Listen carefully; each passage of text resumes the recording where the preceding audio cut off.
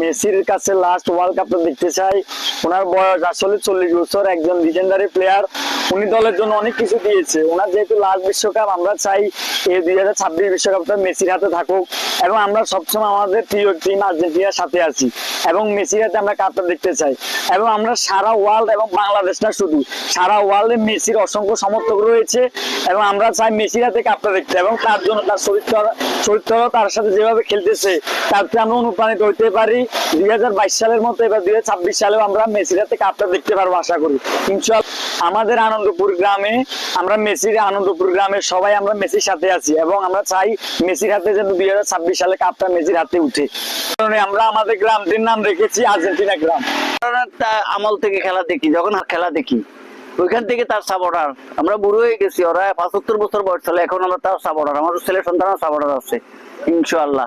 এটা আনন্দপুর গ্রাম, আমরা সবাই তাই এখানে আনন্দপুরের মানুষের সবাই খেলা দেখে। আমার সব ছেলে সন্তানরা সবাই আর্জেন্টিনা সাপোর্টার। হ্যালো, আসসালামু আলাইকুম।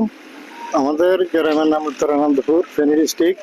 আমাদের গ্রামে প্রায় 95% আর্জেন্টিনা সাপোর্টার। এই কারণে আমাদের গ্রামের নামটা আর্জেন্টিনা রাখা হয়েছে।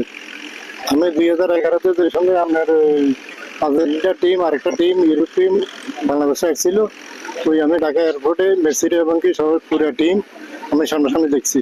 ফুটবলকে ভালোবাসে, আর্জেন্টিনাকে ভালোবাসে আমাদের গ্রামে এত আয়োজনটা শুরু হয় 2006 সাল থেকে। এটা step by step generation wise আস্তে আস্তে এখন আমাদের কাছে এসে পৌঁছাইছে। ইভেন আমাদের এই আয়োজনকে কেন্দ্র করে এখন মানুষ আমাদেরকে অনেকে আর্জেন্টিনা গ্রাম বলে বা অনেকে আর্জেন্টিনা পাড়াও বলে, অনেকে অনেক কথাই বলে।